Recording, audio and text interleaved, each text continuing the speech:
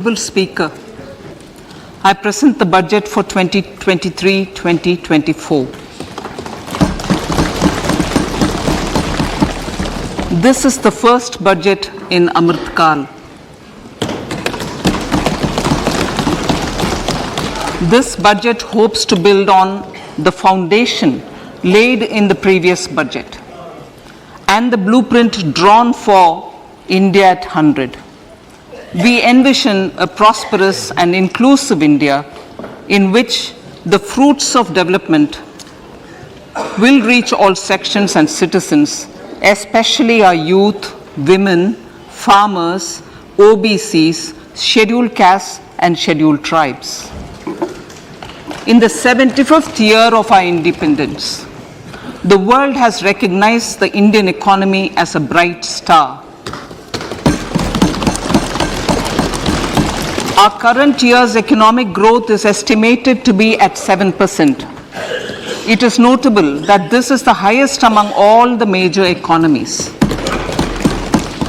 This is in spite of the massive slowdown globally caused by COVID-19 and the war. The Indian economy is therefore on the right track and despite a time of challenges, heading towards a bright future. Today, as Indians stand with their head held high and the world appreciates India's achievements and successes, we are sure that elders who had fought for India's independence will, with joy, bless us in our endeavors going forward as well. Our focus on wide-ranging reforms and sound policies implemented through Sabka Prayas, resulting in Jan Bhagidari and targeted support to those in need, helped us perform well in trying times. India's rising global profile is because of the several accomplishments. Unique world-class digital public infrastructure, example, Aadhaar, CoWIN and UPI. COVID vaccination drive in unparalleled scale and speed, proactive role in frontier areas such as achieving the climate-related goals, Mission Life and National Hydrogen Mission. During the COVID-19 pandemic, we ensured that no one goes to bed hungry with a scheme to supply free food grains to over 80 crore persons for 28 months. Continuing our commitment to ensure food and nutritional security, we are implementing from 1st January 2023 a scheme to supply free food grain to all Antyodaya and priority households for the next 1 year. Under PM Garib Kalyan Anna Yojana, the entire expenditure of about 2 lakh crore will be borne by the central government. In these times of global challenges, the G20 presidency gives us a unique opportunity to strengthen India's role in the world economic order. With the theme of Vasudhaiva Kutumbakam, we are steering an ambitious people-centric agenda to address global challenges and to facilitate sustainable economic development. The government's efforts since 2014 have ensured for all citizens a better quality of life and life of dignity. The per capita income has more than doubled to 1.97 lakh rupees. In these 9 years, the Indian economy has increased in size from being 10th to 5th largest in the world. We have significantly improved our position as well as a well-governed and innovative country with a conducive environment for business as reflected in several global indices.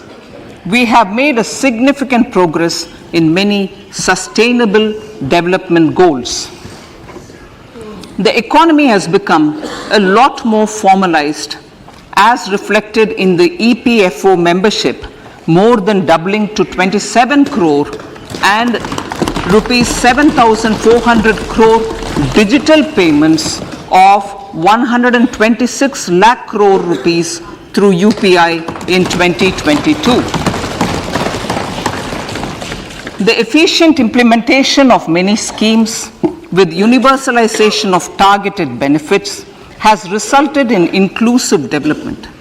Some of the schemes are 11.7 crore household toilets under Swachh Bharat mission, which is achieved, 9.6 crore LPG connections under Ujjwala, 220 crore COVID vaccination of 102 crore persons, 47.8 crore PM Jan Dhan bank accounts, insurance cover for 44.6 crore persons under PM Suraksha Bima and PM Jeevan Jyoti Yojana, and cash transfer of 2.2 lakh crores of rupees to 11.4 crore to over 11.4 crore farmers under PM Kisan Samman Nidhi. Our vision for the Amrit Kal includes technology-driven and knowledge-based economy with strong public finances and a robust financial sector. To achieve this, Jan Bhagidari through Sabka Saath Sabka Prayas. The economic agenda for achieving this vision focuses on three things. First, facilitating ample opportunities for citizens, especially the youth, to fulfill their aspirations. Second, providing strong impetus to growth and job creation. And third, strengthening macroeconomic stability. To service these focus areas in our journey to India at 100, we believe that the following four opportunities can be transformative during Amrit Kal. Economic empowerment of women. Deen Dayal Antyodaya Yojana National Rural Livelihood Mission has achieved remarkable success by mobilizing rural women into 81 lakh self-help groups. We will enable these groups to reach the next stage of economic empowerment through formation of large producer enterprises or collectives, with each having several thousand members and managed professionally. They will be helped with raw materials supply and for better design, quality, branding, and marketing of their products.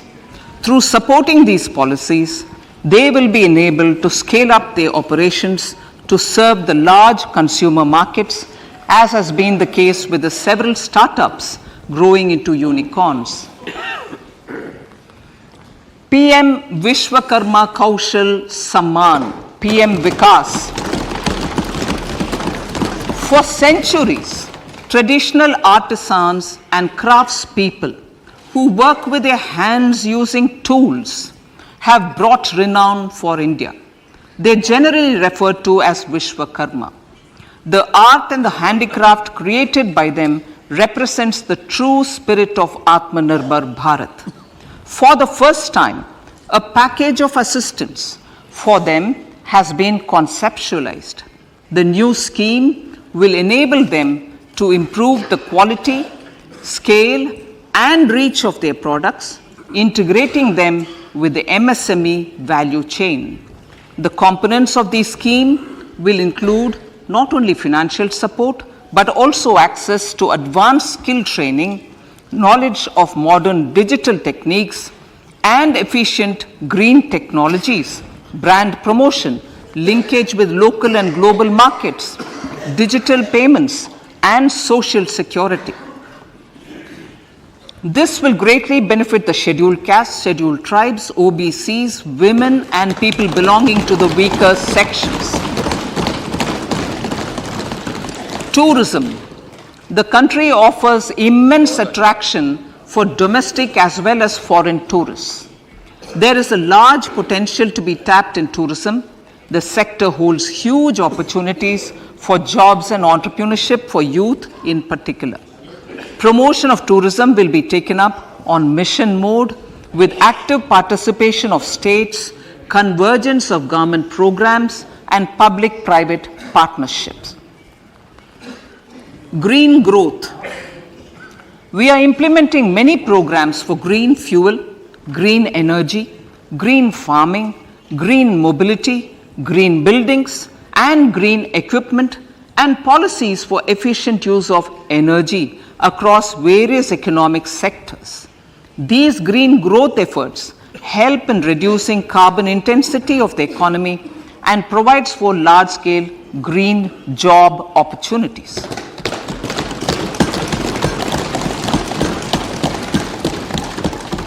Priorities of this budget. The budget adopts the following 7 priorities. They complement each other and act as the Saptarishi guiding us through the Amritkal. Inclusive development, reaching the last mile, infrastructure and investment, unleashing the potential, green growth, youth power, and financial sector. I now speak on the priority number 1, inclusive development. The government's philosophy of Sabka Saath, Sabka Vikas has facilitated inclusive development covering in specific farmers, women, youth, OBCs, scheduled castes, scheduled tribes, Divyangjan, and economically weaker sections, and overall priority for the underprivileged, Vanchiton ko Variyata.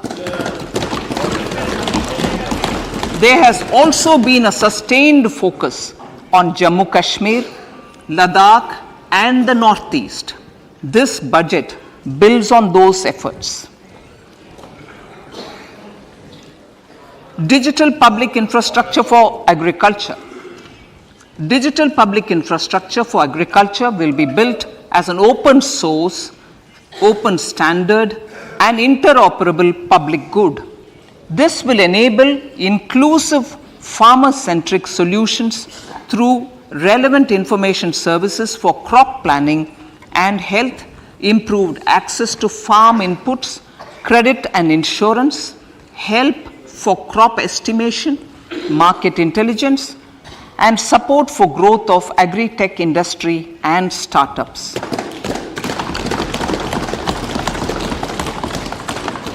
An agriculture accelerator fund. An agriculture accelerator fund will be set up to encourage agri startups by young entrepreneurs in rural areas. The fund will aim at bringing innovative and affordable solutions for challenges faced by farmers. It will also bring in modern technologies to transform agricultural practices, increase productivity and profitability. To enhance the productivity of extra long staple cotton, we will adopt a cluster-based and value chain approach through public-private partnerships. This will mean collaboration between farmers, state, and industry for input supplies, extension services, and market linkages. We will launch an Atmanirbhar Clean Plant program to boost availability of disease-free, quality planting material for high-value horticultural crops at an outlay of 2,200 crores. Global hub for millets, which are Sri Anna. India is the forefront. India is at the forefront of popularizing millets, whose consumption furthers nutrition, food security, and welfare of farmers, said the Honorable Prime Minister. We are the largest producer and second largest exporter of Sri Anna in the world. We grow several types of Sri Anna, such as Sri Anna Jowar, Sri Anna Ragi, Sri Anna Bajra, Sri Anna Kutu, Ramdana, Kangni, Kutni, Kutki, Kodo, China, and Sama.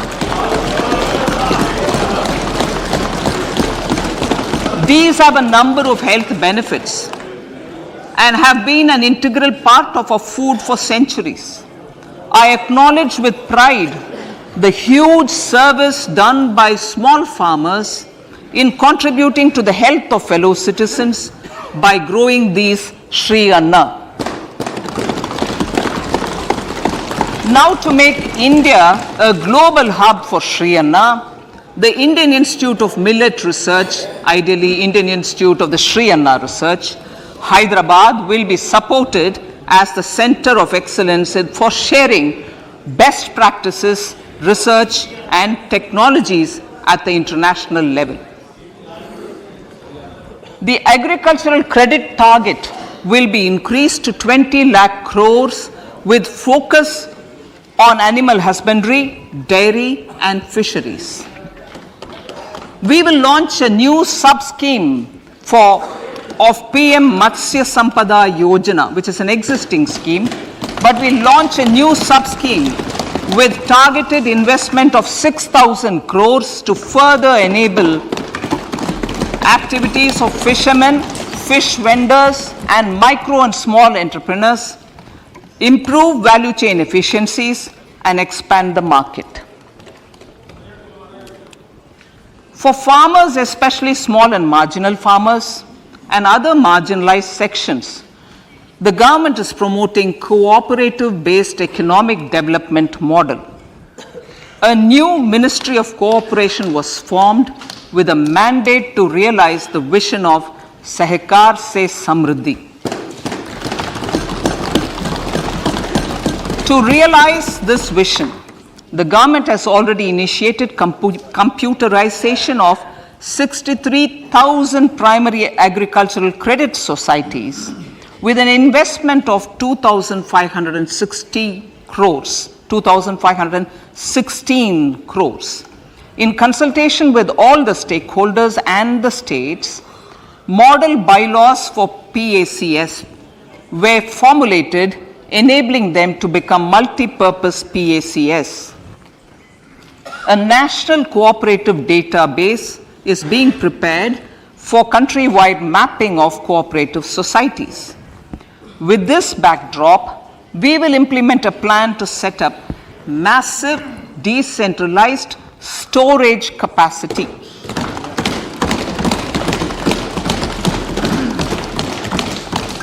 This will help farmers store their produce and realize remunerative prices through sale at appropriate times.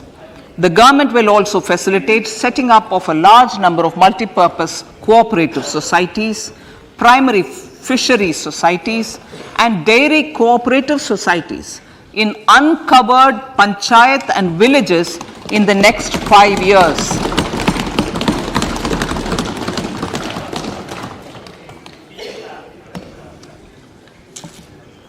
Health, education, and skilling. 157 new nursing colleges will be established in co-location with the existing 157 medical colleges established since 2014. A mission to eliminate sickle cell anemia by 2047 will be launched. It will entail awareness creation, universal screening of 7 crore people in the age group of 0 to 40 years in affected tribal areas, and counseling through collaborative efforts of central ministries and state governments. Facilities in select ICMR labs, Indian Council for Medical Research labs, will be made available for research by public and private medical college faculty and private sector R&D teams for encouraging collaborative research and innovation. A new program to promote research and innovation in pharmaceuticals will be taken up through centers of excellence. We shall also encourage industry to invest in research and development in specific priority areas. Dedicated multidisciplinary courses for medical devices will be supported in existing institutions to ensure availability of skilled manpower for futuristic medical technologies, high-end manufacturing and research. Teachers training. Teachers training will be re-envisioned through innovative pedagogy, curriculum transaction, continuous professional development, dipstick surveys, and ICT implementation. The District Institute of Education and Training will be developed as vibrant institutes of excellence for this purpose.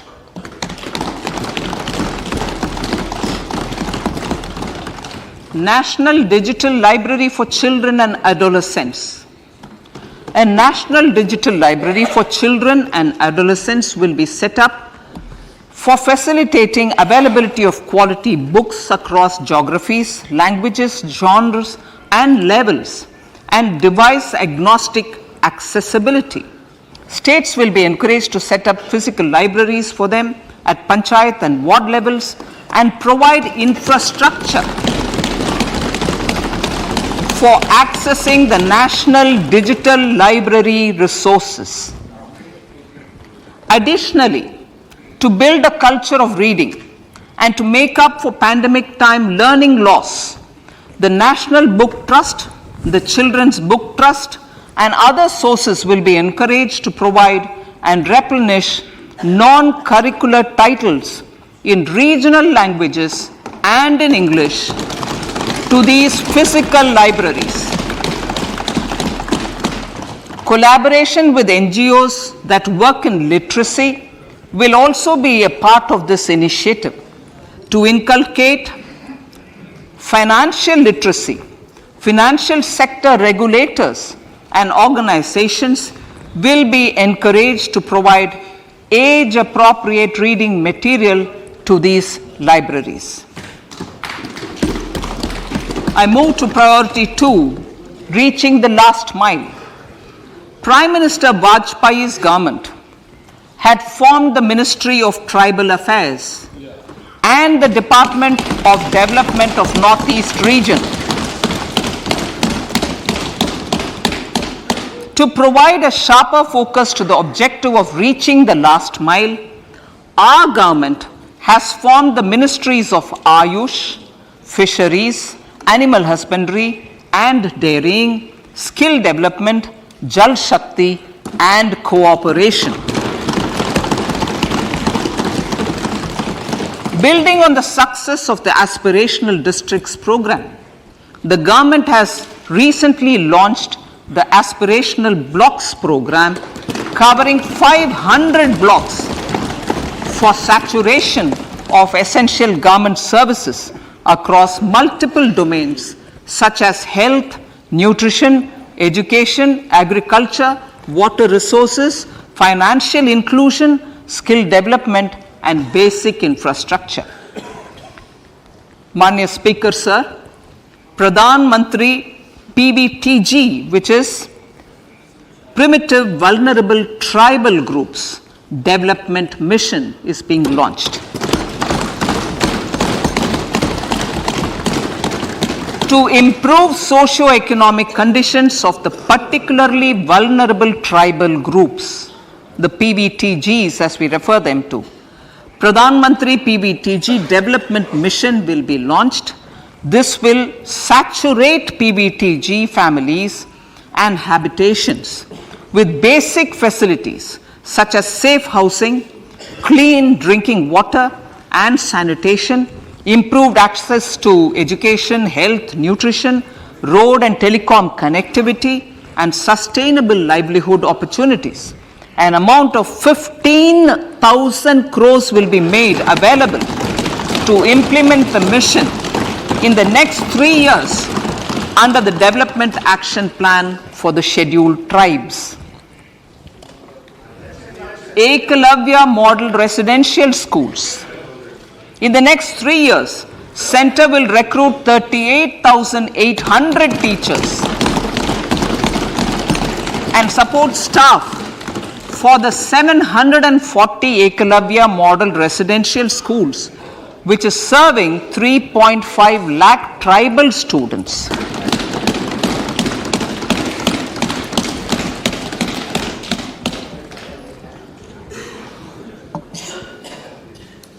In the drought-prone central regions of Karnataka, central assistance of 5,300 crore will be given to Upper Bhadra project to provide sustainable micro irrigation and filling up of surface tanks for drinking water. PM Awas Yojana.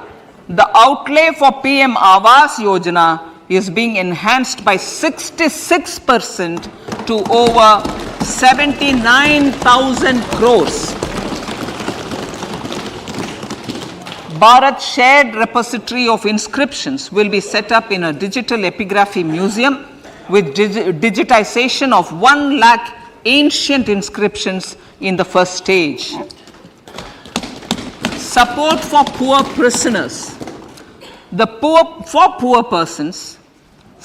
poor persons who are in prisons and unable to afford the penalty or the bail amount, required financial support will be provided. Priority number 3, infrastructure and investment. Investments in infrastructure and productive capacity have a large multiplier impact on growth and employment. After the subdued period of the pandemic, private investments are growing again. The budget takes the lead once again to ramp up the virtuous cycle of investment and job creation. Honorable Speaker, sir, the capital investment outlay is being increased steeply for the 3rd year in a row by 33% to 10 lakh crores, which would be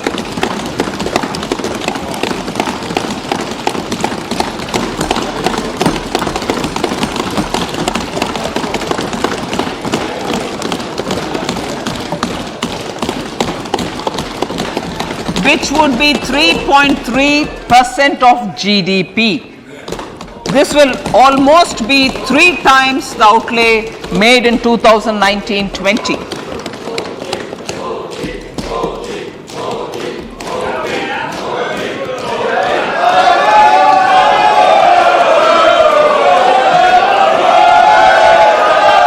This substantial increase in recent years is central to the government's efforts to enhance growth potential and job creation, crowd in private investments, and provide a cushion against global headwinds.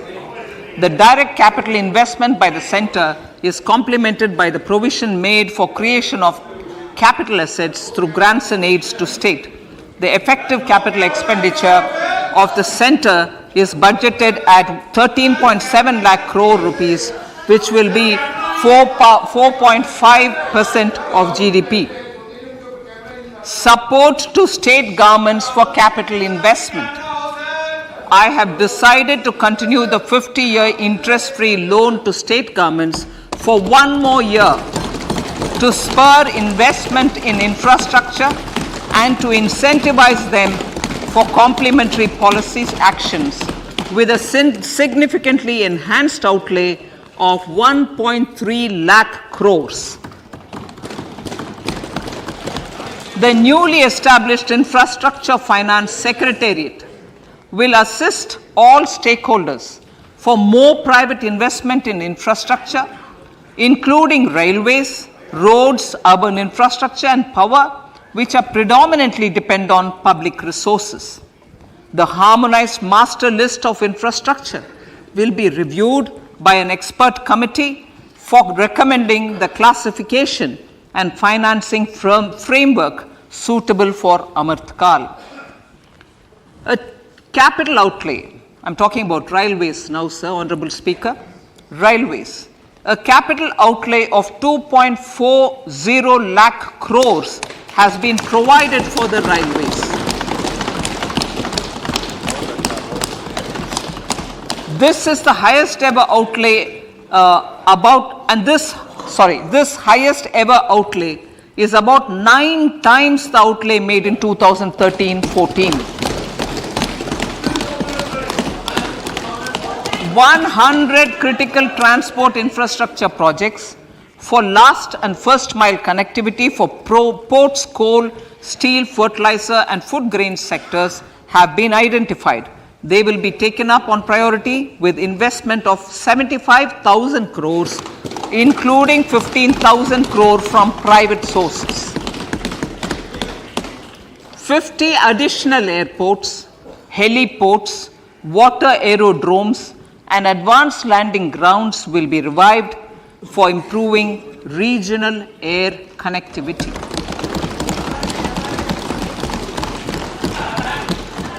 Sustainable cities for tomorrow.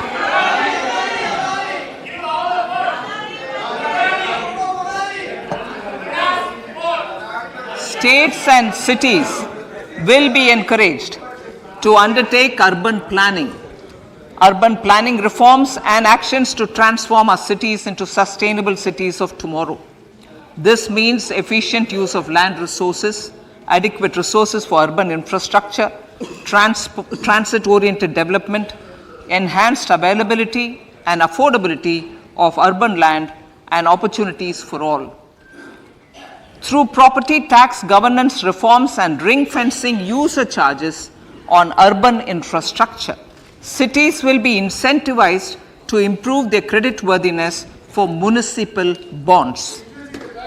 Like the RIDF, an urban infrastructure development fund will be established through use of priority sector lending shortfall. This will be managed by the National Housing Bank and will be used by public agencies to create urban infrastructure in Tier 2 and Tier 3 cities.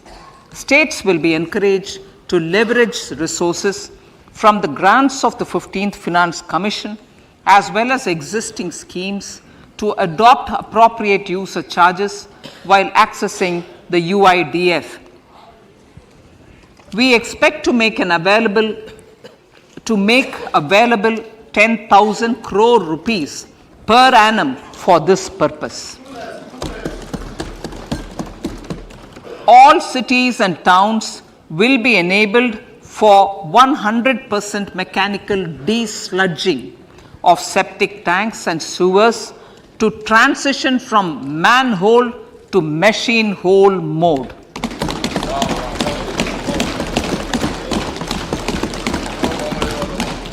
Enhanced focus will be provided for scientific management of dry and wet waste. Honorable Speaker, sir, our Prime Minister had said, good governance is the key to a nation's progress.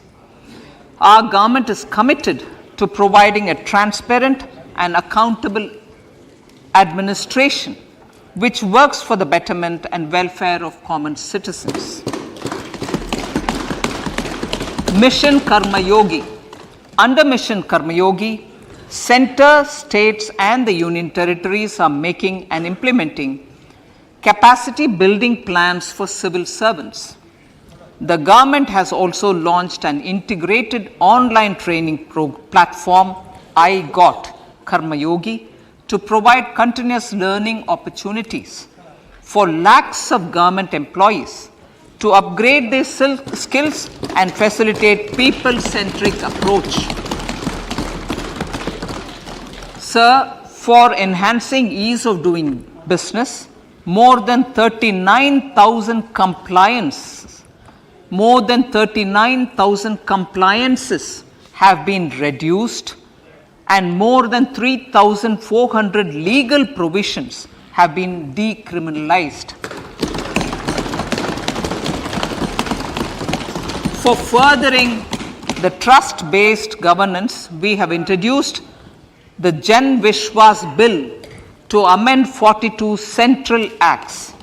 This budget proposes a series of measures to unleash the potential of our economy. Centers of Excellence for Artificial Intelligence. For realizing the vision of Make AI in India and Make AI Work for India, 3 centers of excellence for artificial intelligence will be set up in top educational institutions. Leading industry players will partner in conducting interdisciplinary research, develop cutting-edge applications, and scalable problem solutions in the areas of agriculture, health, and sustainable cities. This will galvanize an effective AI ecosystem and nurture quality human resources in the field. National Data Governance Policy. To unleash innovation and research by startups and academia, a national data governance policy will be brought out. This will enable access to anonymized data. The KYC process will be simplified, adopting a risk-based instead of one-size-fits-all approach. The financial sector regulators will also be encouraged to have a KYC system fully amenable to meet the needs of digital India. One-stop solution for identity and address updating. A one-stop solution for reconciliation and updating of identity and address of individuals maintained by various government agencies, regulators, and regulated entities will be established using DigiLocker service and Aadhaar as foundational identity. Speaker, sir, common business identifier. For the business establishments required to have a permanent account number, the PAN will be used as the common identifier for all digital systems of specified government agencies. This will bring ease of doing business, and it will be facilitated through a legal mandate. For obviating the need for separate submission of same information to different government agencies, a system of unified filing process will be set up. Such filing of information or return in simplified forms on a common portal will be shared with other agencies as per the filer's choice. Vivad Se Vishwas 1. Relief for MSMEs. In cases of failure by MSMEs to execute contracts during the COVID period, 95% of the forfeited amount relating to the bid or performance security will be returned to them by government and government undertakings. This will provide relief to the MSMEs. Vivad Se Vishwas 2. Settling contractual disputes. To settle contractual disputes of government and government undertakings wherein arbitral award is under challenge in a court, a voluntary settlement scheme with standardized terms will be introduced. This will be done by offering graded settlement terms depending on pendency level of the dispute. The state support mission of Niti Aayog will be continued for 3 years for our collective efforts towards national priorities. Result-based financing. to better allocate scarce resources for competing development needs, the financing of select schemes will be changed on a pilot basis from input-based to result-based. E-courts. For efficient administration of justice, Phase 3 of e-courts projects Phase 3 of the e-courts project will be launched with an outlay of 7,000 crores. Fintech services in India have been facilitated by our digital public infrastructure, including Aadhaar, PM Jan Dhan Yojana, Video, KYC, India Stack, and UPI. To enable more fintech innovative services, the scope of documents available in DigiLocker for individuals will be expanded. An entity, DigiLocker, will be set up for the use by MSMEs, large businesses, and also charitable trusts. This will be towards storing and sharing documents online securely whenever needed with various authorities, regulators, banks, and other business entities. 5G services. 100 labs for developing applications using 5G services will be set up in engineering institutions.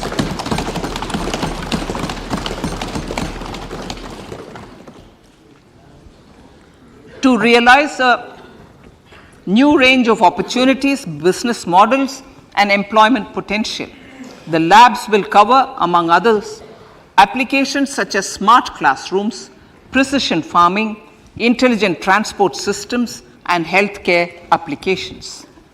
Lab-grown diamonds.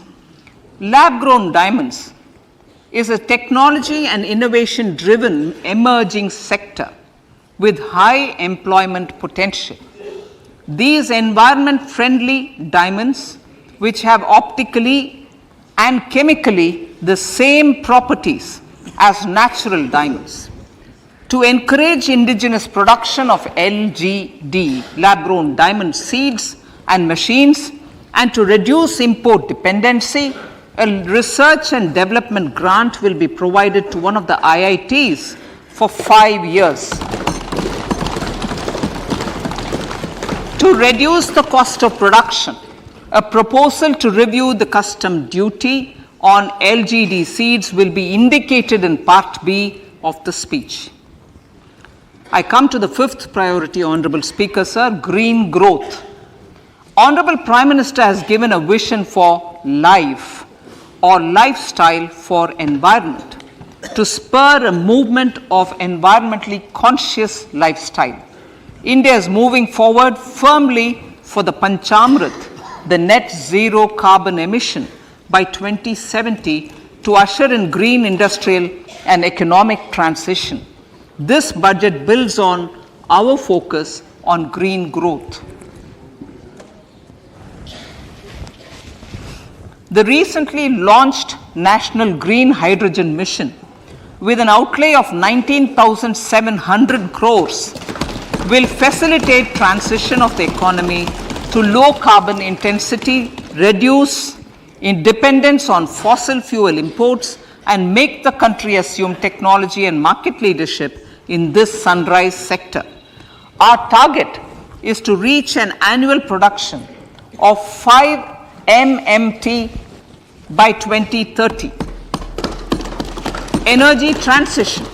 This budget provides for 35,000 crores for priority capital investment towards energy transition and net zero objectives and energy security by Ministry of Petroleum and Natural Gas. To steer the economy on sustainable development path, battery energy storage systems with capacity of 4,000 MWH will be supported with viability gap funding. A detailed framework for pumped storage projects will also be formulated.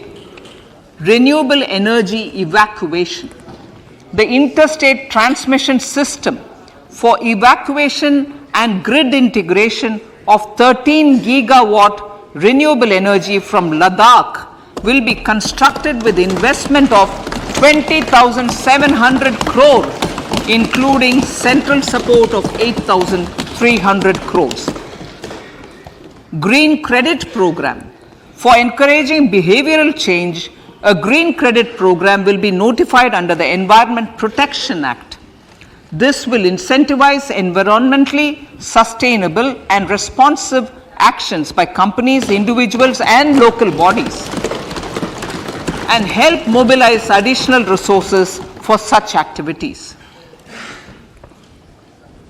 PM Program for Restoration, Awareness, Nourishment, and Amelioration of Mother Earth, PM Pranam, will be launched to incentivize states and union territories to promote alternative fertilizers and balanced use of chemical fertilizers. Go Bardhan Scheme.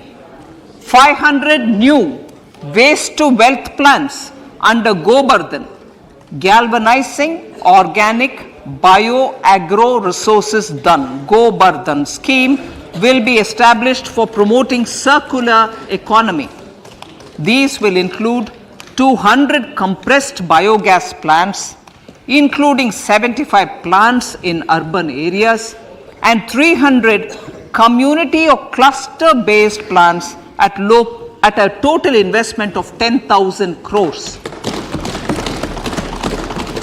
I will refer to this in Part B also.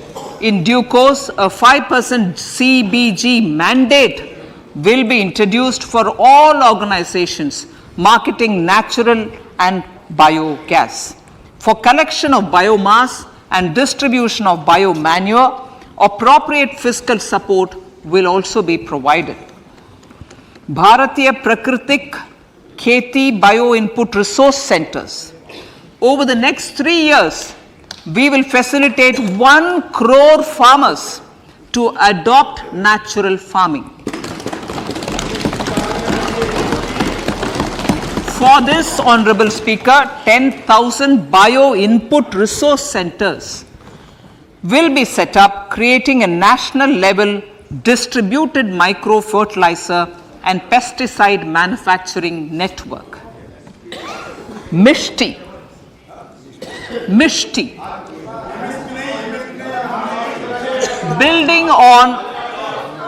Building on India's success in afforestation, mangrove initiative for shoreline habitats and tangible incomes, Mishti, will be taken up for mangrove plantation along the coastline and on salt pan lands wherever feasible through convergence between Manrega, Campa, Fund and other sources. Amrit Dharohar. Wetlands are vital ecosystems which sustain biological diversity. In his latest Man Ki Baat, the Prime Minister said, now, I quote, now the total number of Ramsar sites in our country has increased to 75, whereas before 2014, there were only 26, unquote. Local communities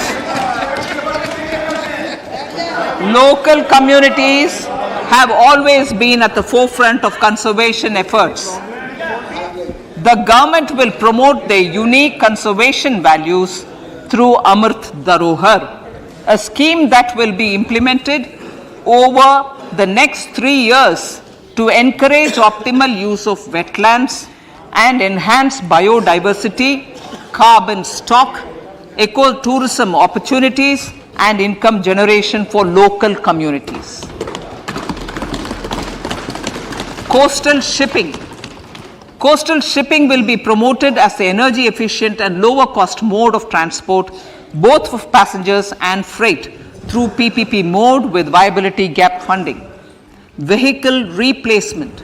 Vehicle replacement is an important continuing policy, replacing the old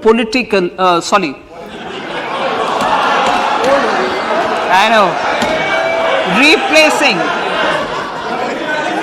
Absolutely. Thank you. Replacing old polluting vehicles. May be applicable, right? Replacing old polluting vehicles is an important part of greening our economy.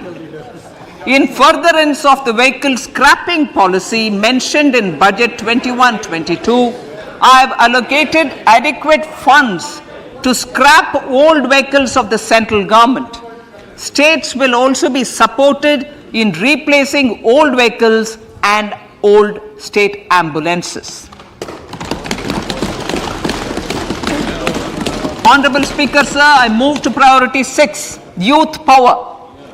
To empower our youth and help the Amrit PD realize their dreams, we have formulated the National Education Policy, which is very wide in its scope, but one of the things is also to focus on skilling, adopted economic policies that facilitate job creation at scale and have supported business opportunities. Pradhan Mantri Kaushal Vikas Yojana. Pradhan Mantri Kaushal Vikas Yojana 4.0 will be launched to skill lakhs of youth within the next 3 years. On-job training, industry partnership, and alignment of courses with needs of industry will be emphasized. The scheme will also cover new age courses for Industry 4.0 like coding, AI, robotics, mechatronics, IoT, 3D printing, drones, and other soft skills. To skill youth for international opportunities, 30 Skill India International Centers will be set up across different states. The digital ecosystem for skilling will be further expanded with the launch of a unified Skill India digital platform for enabling demand-based formal skilling, linking with employers including MSMEs, and facilitating access to entrepreneurship schemes. To provide stipend support to 47 lakh youths in 3 years, direct benefit transfer under a pan-India national apprenticeship promotion scheme will be rolled out. Tourism. Honorable Speaker, sir, with an integrated and innovative approach, at least 50 destinations will be selected through challenge mode. In addition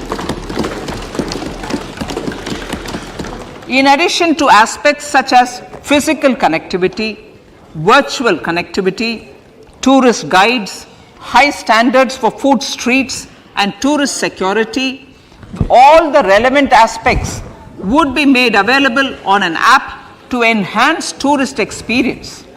Every destination would be developed as a complete package.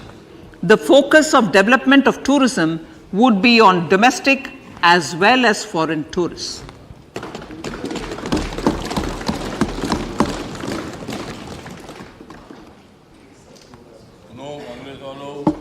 Sector-specific skilling and entrepreneurship development will be dovetailed to achieve the objectives of Dekho Apna Desh initiative.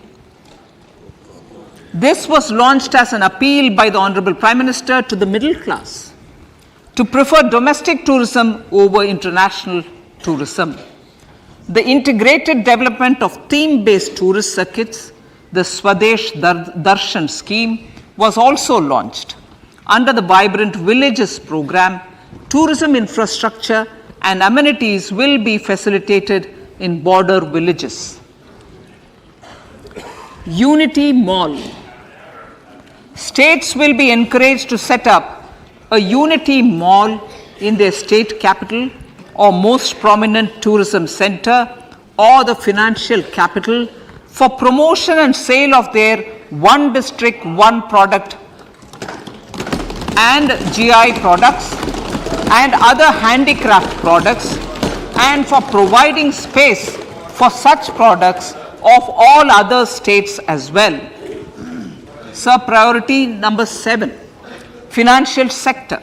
Our reforms in the financial sector and innovative use of technology have led to financial inclusion at scale, better and faster service delivery, ease of access to credit, and participation in financial markets.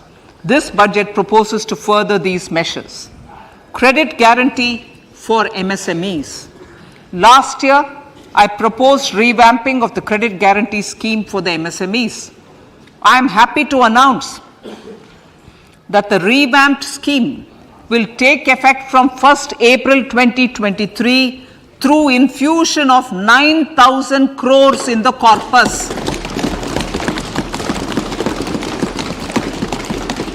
This will enable additional collateral-free guaranteed credit of 2 lakh crores of rupees. Further, the cost of credit will be reduced by about 1%. A national financial information registry will be set up to serve as the central repository of financial and ancillary information. This will facilitate efficient flow of credit, promote financial inclusion, and foster financial stability.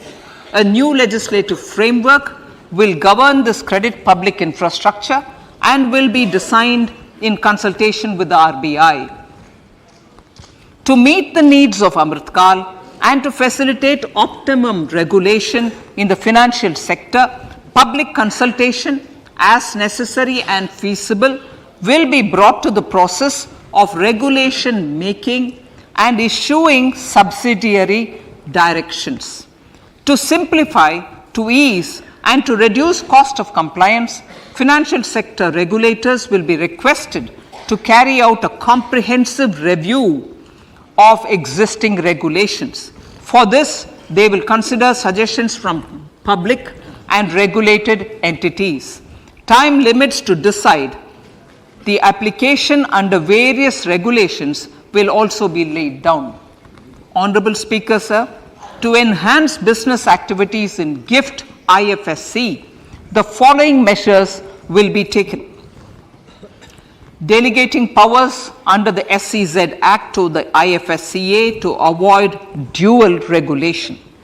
Setting up a single window IT system for registration and approval of IFSCA, SEZ authorities, GSTN, RBI, SEBI, and IRDAI. Permitting acquisition financing by IFSC banking units of foreign banks, establishing a subsidiary of Exim Bank for trade refinancing, amending IFSCA Act for statutory provisions for arbitration, ancillary services, and avoiding dual regulation under the SEZ Act, and recognizing offshore derivative instruments as valid contracts. Honorable Speaker, sir, data embassy. For countries looking for digital continuity solutions, we will facilitate setting up of their data embassies in GIFT IFSC.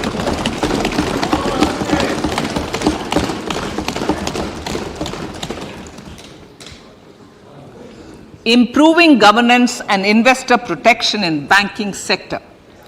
To improve bank governance and enhance investors' protection, certain amendments to the Banking Regulation Act, the Banking Companies Act, and the Reserve Bank of India Act are being proposed. Capacity building in securities market. Honorable Speaker, sir, to build capacity of functionaries and professionals in the securities market, SEBI will be empowered to develop, regulate, maintain, and enforce norms and standards for education in the National Institute of Securities Markets and to recognize award of degrees, diplomas, and certificates. A central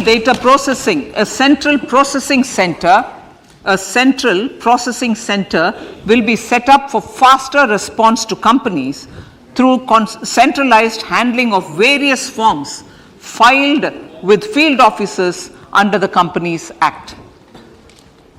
reclaiming of shares and dividends. For investors to reclaim unclaimed shares and unpaid dividends from the Investor Education and Protection Fund Authority with ease, from the Investor Education and Protection Fund Authority with ease, an integrated IT portal will be established. Digital payments continue to find wide acceptance. In 2022, they show an increase of 76% in transaction and 91% in value. Fiscal support for this digital public infrastructure will continue in 2023-2024. आज़ादी का अमृत महोत्सव महिला सम्मान बचत पत्र. For commemorating Azadi Ka Amrit Mahotsav, a one-time new small savings scheme, Mahila Samman Savings Patra or Savings Certificate, Mahila Samman Savings Certificate will be made available for a 2-year period up to March 2025. This will offer deposit facility up to 2 lakh in the name of a woman or girls for a tenure of 2 years at fixed interest rate of 7.5% with partial withdrawal option. Senior citizens, the maximum deposit limit for senior citizens savings scheme will be enhanced from 15 lakh to 30 lakhs of rupees. The maximum deposit limit for monthly income account scheme will be enhanced from 4.5 lakh to 9 lakh for single account and from 9 lakh to 15 lakh for joint account. Honorable Speaker, sir, fiscal management. 50 years interest-free loan to states. The entire 50-year loan to states has to be spent on capital expenditure within 2023-24. Most of this will be at the discretion of the states, but a part will be conditional on states increasing their actual capital expenditure. Parts of the outlay will also be linked to or allocated for the following purposes: scrapping old government vehicles, urban planning reforms and actions, financing reforms in urban local bodies to make them credit worthy for सुधार ताकि उनमें नगर पालिका बैंडों के लिए साख बन सके, police स्टेशनों के ऊपर या उसके भाग के रूप में पुलिस कर्मियों के लिए आवास सुविधा, यूनिटी मॉल का निर्माण, बाल और किशोर पुस्तकालयों को डिजिटल इंफ्रास्ट्रक्चर और केंद्रीय स्कीमों के पूंजीगत व्यय में राज्य का हिस्सा.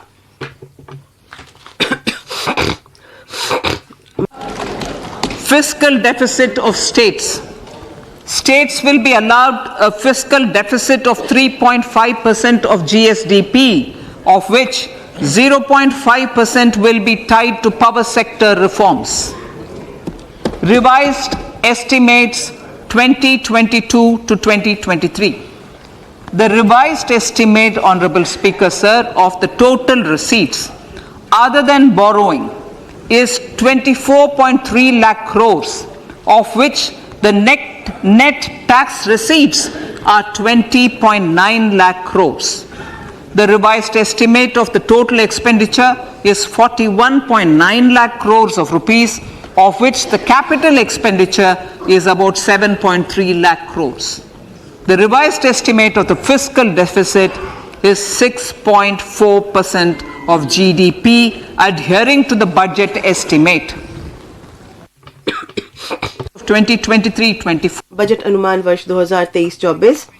वर्ष 2023-24 में कुल प्राप्तियां और कुल व्यय क्रमशः 27.2 लाख करोड़ और 45 लाख करोड़ होने का अनुमान लगाया गया है. निवल कर प्राप्तियां 23.3 लाख करोड़ रहने का अनुमान है. राजकोषीय घाटा जीडीपी के 5.9% रहने का अनुमान है।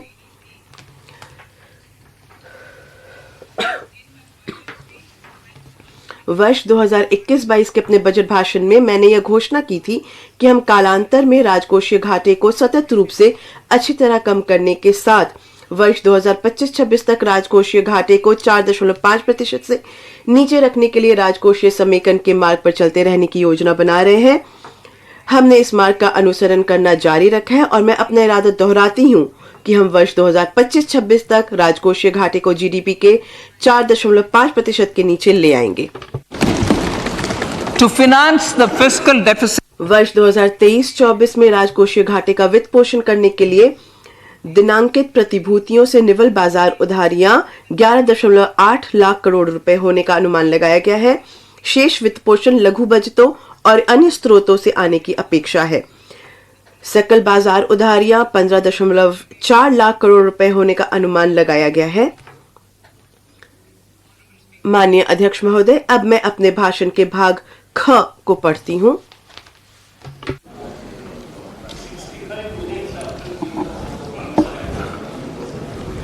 indirect taxes. अप्रत्यक्ष कर। मेरे अप्रत्यक्ष कर का प्रस्ताव का उद्देश्य निर्यात को बढ़ावा देना, घरेलू विनिर्माण में बढ़ोतरी करना, घरेलू मूल्य वर्धन को बढ़ाना, हरित ऊर्जा और हरित गतिशीलता को प्रोत्साहित करना है। कर दरों की संख्या में कमी के साथ सरलीकृत कर संरचना अनुपालना भार को कम करने और कर शासन प्रणाली में सुधार लाने में मदद करती है। मैं वस्त्रों और कृषि को छोड़कर वस्तुओं पर बेसिक सीमा शुल्क दरों की संख्या को कम करके 21 से 13 करने का प्रस्ताव करती हूं। इसके परिणाम स्वरूप खिलौने, साइकिल, ऑटोमोबाइल और नाफ्ता सहित कुछ वस्तुओं की बेसिक सीमा शुल्कों, उपकरों और अधिभारों में मामूली परिवर्तन हुआ है। हरित गतिशीलता mobility.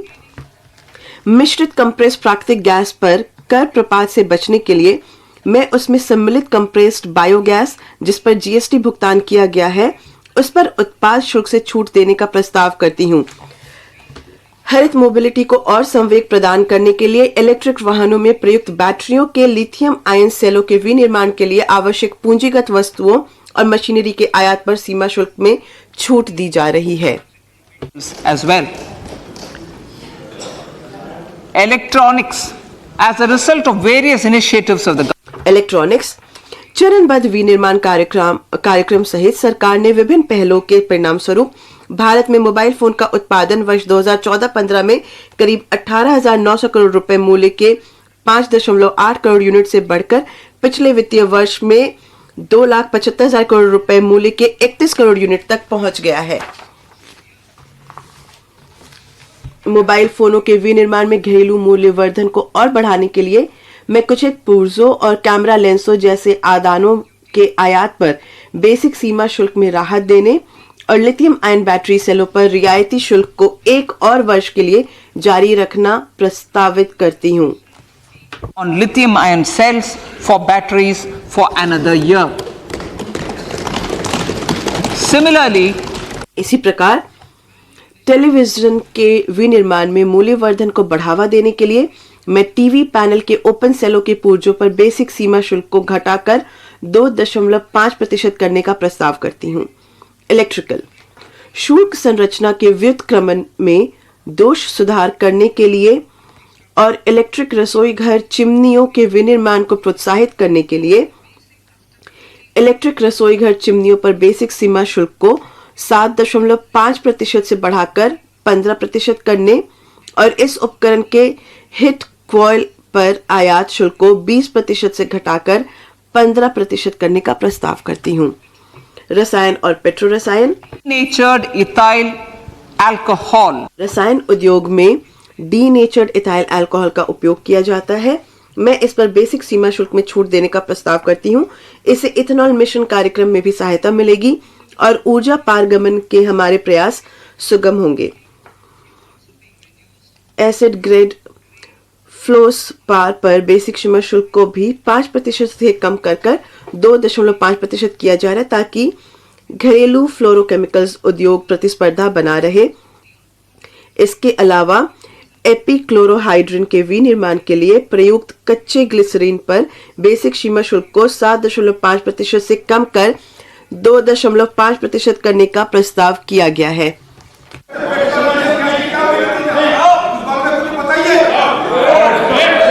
Marine products. In the last marine उत्पाद। पिछले वित्तीय वर्ष में समुद्री उत्पादों में उच्चतम निर्यात समृद्धि दर्ज की गई, जिससे देश के तटीय राज्यों में रहने वाले कृषकों को फायदा हुआ है। समुद्री उत्पादों विशेष रूप से झींगी श्रिम्प के निर्यात प्रतिस्पर्धात्मक क्षमता और बढ़ाने के लिए श्रिम्प फीड के घरेलू विनिर्माण के लिए मुख्य इनपुट पर शुल्क को कम किया जा रहा है। भारत प्राकृतिक हीरो की कटाई और तराशी में विश्व में अग्रणी है और मूल्य की दृष्टि से वैश्विक कारोबार का करीब 3/4 हिस्से का योगदान करता है। प्राकृतिक हीरो के डिपॉजिट में कमी से यह उद्योग प्रयोगशाला निर्मित हीरो एलजीडी की ओर बढ़ रहा है और इस क्षेत्र में काफी संभावना है। इस अवसर का लाभ उठाने के लिए मैं उसके विनिर्माण के प्रयुक्त बीजों पर सीमा शुल्क को घटाने का प्रस्ताव करती हूँ। बहुमूल्य धातु, सोने के डोरे और बारो और प्लैटिनम पर सीमा शुल्क को इस राजकोषीय वर्ष में पहले बढ़ाया गया था। मैं अब शुल्क विभेदों को बढ़ाने के लिए उनसे बने सामानों पर शुल्कों को बढ़ाने का प्रस्ताव करती हूँ। मैं चांदी के डोरे, बारो और सामानों पर भी आयात शुल्क बढ़ाने का प्रस्ताव करती हूँ ताकि उन्हें सोने और प्लैटिनम के साथ संरेखित किया जा सके। धातु, स्टील क्षेत्र के लिए कच्ची सामग्री की उपलब्धता सुगम करने के लिए सीआरजीओ स्टील के विनिर्माण के लिए कच्ची सामग्री, लौह स्क्रैप और निकल कैथोड पर बेसिक सीमा शुल्क को छूट जारी रखा जा रहा है। इसी प्रकार द्वितीयक तांबा, कॉपर उत्पादकताओं जो मुख्यतया एमएसएमई क्षेत्र में है के लिए कच्चे माल की उपलब्धता सुनिश्चित करने हेतु कॉपर स्क्रैप पर 2.5% की रियायती बीसीडी को जारी रखा जा रहा है। सम्मिश्रित रबड़, शुल्क की परिवंचना को रोकने के लिए सम्मिश्रित रबड़ पर बेसिक सीमा शुल्क को बढ़ाकर लेटेक्स को छोड़कर अन्य प्राकृतिक रबड़ के बराबर 10% से 25% या 30 रुपए प्रति किलोग्राम जो भी कम हो किया जा रहा है। cigarettes, national calamity. सिगरेट, विनिर्दिष्ट सिगरेटों पर ज्यादा आपदा आकस्मिकता शुल्क एनसीसीडी को 3 वर्ष पूर्व संशोधित किया गया था। इसमें लगभग 16% की वृद्धि करने का प्रस्ताव किया गया है। I now come to my direct tax proposals on प्रत्यक्ष कर। माननीय अध्यक्ष महोदय, मैं अब प्रत्यक्ष कर प्रस्ताव पर आती हूँ। इन प्रस्तावों का उद्देश्य कर संरचना की निरंतरता और स्थिरता बनाए रखना, अनुपालना भार को कम करने के लिए विभिन्न प्रावधानों का और सरलीकरण और उन्हें युक्ति संगत बनाना, उद्यमिता की भावना को प्रोत्साहित करना और नागरिकों को कर राहत प्रदान करना है। आयकर विभाग अनुपालना को और आसान और निर्बाध बनाने के लिए करदाता सेवाओं में सुधार करने का सतत प्रयास करता है। हमारे करदाता पोर्टल को एक दिन में अधिकतम 72 लाख रिटर्न प्राप्त हुए हैं और इस पोर्टल ने इस वर्ष 6.5 करोड़ रिटर्न संसाधित किए हैं। औसत संसाधन अवधि को वित्तीय वर्ष 13-14 में 93 दिवस से घटाकर अब 16 दिवस कर दिया गया है और 45% रिटर्न 24 घंटे के अंदर संसाधित कर दिए गए थे। हम इसमें और सुधार करने का इरादा रखते हैं और करदाताओं की सुविधा हेतु अगली पीढ़ी के सामान्य आईटी रिटर्न फॉर्म लाने और साथ ही शिकायत निवारण तंत्र को और सुदृढ़ करने की योजना बना रहे हैं। एमएसएमई और पेशेवर। एमएसएमई हमारी अर्थव्यवस्था की समृद्धि के इंजन है। 2 करोड़ रुपए तक के टर्नओवर वाले सूक्ष्म उद्यम और 50 लाख रुपए तक के टर्नओवर वाले कुछ पेशेवर प्रकल्पित कराधान का लाभ उठा सकते हैं। मैं इन सीमाओं को उन करदाताओं के लिए क्रमशः 3 करोड़ रुपए और 75 लाख रुपए तक बढ़ाने का प्रस्ताव करती हूं, जिनकी नकदी प्राप्तियां 5% से अधिक नहीं है। जिनकी नकदी प्राप्तियां 5% से अधिक नहीं है। इसके अलावा एमएसएमई को समय पर भुगतान की प्राप्ति में सहायता करने के लिए मैं उन पर व्यय खर्चों के लिए कटौती को भी अनुमत करने का प्रस्ताव करती हूं, जब उनका भुगतान वास्तविक रूप से कर दिया गया हो। सहकारिता। सहकारिता एक सराहनीय अवधारणा है। हमारे प्रधानमंत्री के सहकार से समृद्धि के लक्ष्य को साकार करने के लिए और सहकार की भावना को अमृतकाल की भावना से जोड़ने के उनके संकल्प की सिद्धि हेतु भाग क में प्रस्तावित उपायों के अतिरिक्त सहकारिता क्षेत्र के लिए मेरे पास कई प्रस्ताव हैं। प्रथमतः दिनांक 31/3/2024 तक विनिर्माण गतिविधियां शुरू करने वाली नई सहकारी समितियों को 15% की कम कॉर्पोरेट दर कर का लाभ मिलेगा, जैसा कि नई निर्माण कंपनियों को वर्तमान में मिलता है। द्वितीयतः मैं चीनी सहकारी समितियों को निर्धारण वर्ष 2016-17 की अवधि से पहले गन्ना किसानों को किए गए भुगतानों का व्यय के रूप में दावा करने के लिए एक अवसर प्रदान करने का प्रस्ताव करती हूं। इस प्रस्ताव से संभावित राहत 10,000 करोड़ रुपए की होगी।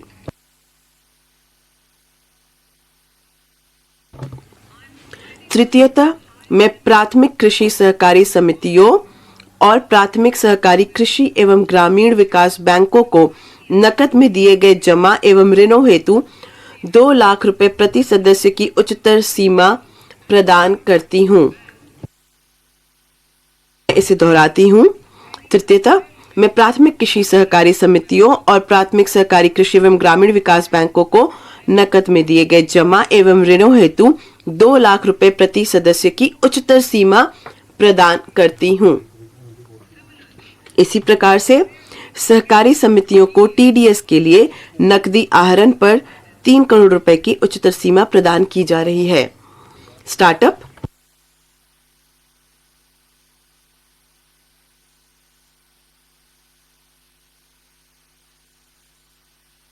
देश के आर्थिक विकास के लिए उद्यमिता बहुत महत्वपूर्ण है। हमने स्टार्टअप के लिए अनेक उपाय किए हैं और उनके परिणाम भी निकले हैं। भारत वर्तमान में वैश्विक रूप में स्टार्टअप के लिए तीसरी सबसे बड़ी इकोसिस्टम है और मध्यम आय देशों के बीच नवाचार गुणवत्ता में इसका दूसरा स्थान है। मैं स्टार्टअप द्वारा आयकर लाभ प्राप्त करने हेतु निगमन की तारीख 31/3/2023 से बढ़ाकर 31/3/2024 तक करने का प्रस्ताव करती हूँ। इसके अलावा मैं स्टार्टअप की शेयरधारिता में परिवर्तन कर हानियों के अग्रनयन के लाभ को निगमन के 7 वर्ष से 10 वर्ष तक प्रदान करने का प्रस्ताव करती हूँ।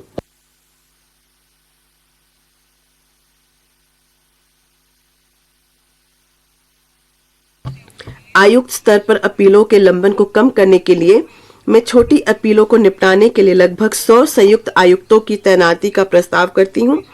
हम इस वर्ष पहले से प्राप्त विवरणियों के जांच के लिए चुनने हेतु और अधिक सिलेक्टिव रहेंगे। कर रियायतों को बेहतर लक्षित करना।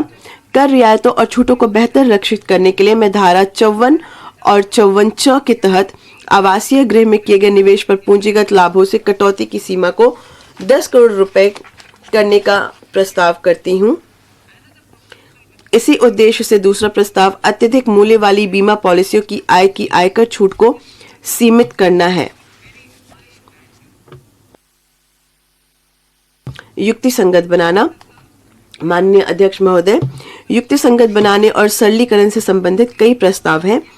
आवासन, शहरों, नगरों और गांवों के विकास या किसी गतिविधि अथवा मामले को विनियमित और विकसित करने के उद्देश्य से संघ अथवा राज्यों के कानूनों के तहत स्थापित प्राधिकरणों, बोर्डों और आयोगों की आय को आयकर से छूट देने का प्रस्ताव है।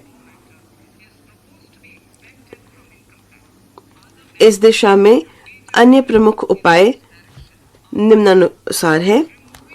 ऑनलाइन खेल के लिए टीडीएस 10,000 रुपए की न्यूनतम सीमा को हटाना तथा उससे संबंधित कर देयता प्रावधानों को स्पष्ट करना। सोने को इलेक्ट्रॉनिक गोल्ड रिसिप्ट में और विलोमतः परिवर्तित करने को पूंजीगत लाभ के रूप में नहीं माना जाना। गैर पैन मामलों में ईपीएफ आहरण के कर योग्य भाग पर टीडीएस दर को 30% से घटाकर 20% करना और मार्केट लिंक डिवेंचर से प्राप्त आय पर कराधान। अन्य वित्त विधेयक में अन्य मुख्य प्रस्ताव निम्नलिखित से संबंधित है। आईएफएससी गिफ्ट सिटी को अंतरित निधियों के कर लाभों की अवधि को 31/3/2025 तक बढ़ाना।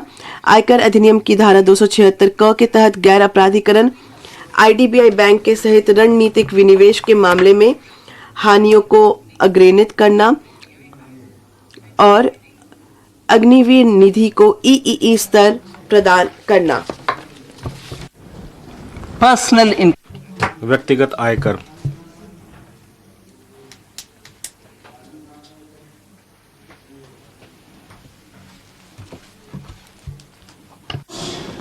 Now I come to what everyone is.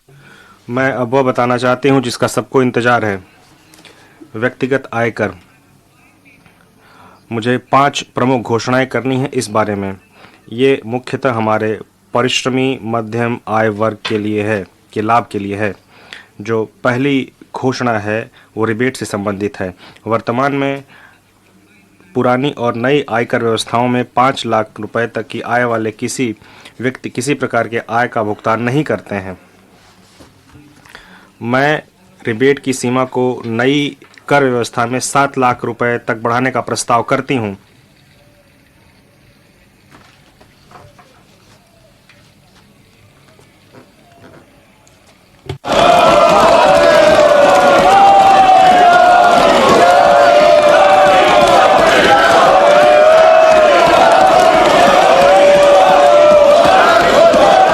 I propose मैं इस प्रकार नई कर व्यवस्था में 7 लाख रुपए तक आय वाले व्यक्तियों को कोई कर भुगतान नहीं करना होगा। जो 7 लाख तक रुपए कमा रहे हैं उनको कोई कर भुगतान नहीं करना होगा। दूसरा प्रस्ताव मध्य वर्ग के आय वर्ग से संबंधित है। मैंने वर्ष 2020 में 2.5 लाख रुपए शुरू करते हुए 6 आयकर स्लैब वाली नई व्यक्तिगत आयकर व्यवस्था शुरू की थी। मैं स्लैबों की संख्या घटाकर 5 करते हुए और कर की सीमा को बढ़ाकर 3 लाख करते हुए इस व्यवस्था में कर संरचना को बदलने का प्रस्ताव करती हूँ। कर की नई दरें निम्नानुसार होंगी: 0 से 3 लाख 0, 3 से 6 लाख 5%, 6 से 9 लाख 10%, 9 से 12 लाख 15%, 12 से 15 लाख 20%, 15 लाख रुपए से ऊपर 30%। इस नई कर व्यवस्था में सभी कर प्रदाताओं को बहुत बड़ी राहत मिलेगी। 9 लाख रुपए की वार्षिक आय वाले किसी व्यक्ति को केवल 45,000 रुपए का भुगतान करना होगा। यह उसकी आय का सिर्फ 5% होगा। यह अब उसके द्वारा भुगतान किए जा रहे अर्थात 60,000 रुपए पर 25% की कटौती है। यह सिर्फ 45,000 हो गया है। इसी प्रकार वह व्यक्ति जिसकी आय 15 लाख रुपए आय वाले किसी व्यक्ति को केवल 1.5 लाख रुपए या उसकी आय के 10% का भुगतान करना होगा, जो कि उसकी मौजूदा देयता अर्थात 1,87,500 रुपए से 20% की कटौती होगी। मेरा तीसरा प्रस्ताव है कि वेतनभोगी वर्ग और पारिवारिक पेंशनभोगी सहित पेंशनभोगी वर्ग के लिए है, जिनके लिए मैं मानक कटौती लाभ को नई कर व्यवस्था में भी विस्तारित करने का प्रस्ताव करती हूँ। प्रत्येक वेतनभोगी व्यक्ति जिसकी आय 15.5 लाख रुपए या इससे अधिक है को परिणाम स्वरूप 52,500 रुपए का लाभ मिलेगा।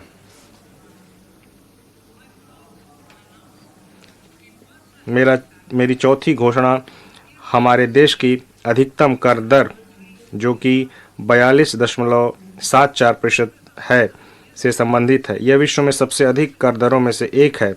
मैं नई कर व्यवस्था में उच्चतम अधिभार को 37% से घटाकर 25% करने का प्रस्ताव करती हूँ।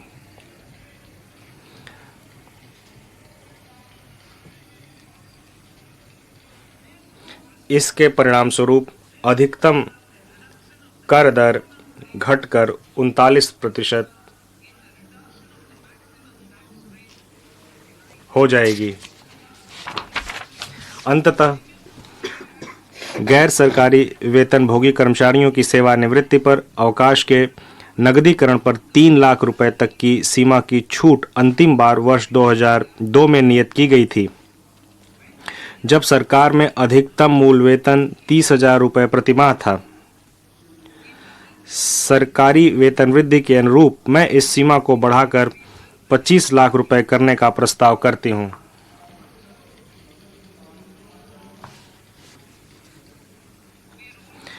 हम डिफ़ॉल्ट कर व्यवस्था के रूप में नई कर व्यवस्था भी बना रहे हैं, तथापि नागरिकों को पुरानी कर व्यवस्था का लाभ उठाने का विकल्प भी जारी रहेगा। इनके अलावा मैं अनुबंध में दिए गए अनुसार कुछ और परिवर्तन भी कर रही हूं। इन प्रस्तावों के परिणाम स्वरूप लगभग 38,000 करोड़ रुपए, जिसमें से 37,000 करोड़ रुपए प्रत्यक्ष करों के तथा 1,000 करोड़ रुपए अप्रत्यक्ष करों के राजस्व को परित्यक्त किया जाएगा, जबकि लगभग 3,000 करोड़ रुपए का अतिरिक्त राजस्व जुटाया जाएगा। इस प्रकार कुल वार्षिक परित्यक्त राजस्व लगभग 35,000 करोड़ होगा। माननीय अध्यक्ष महोदय, इन शब्दों के साथ मैं बजट इस प्रतिष्ठित सदन को सौंपती हूं।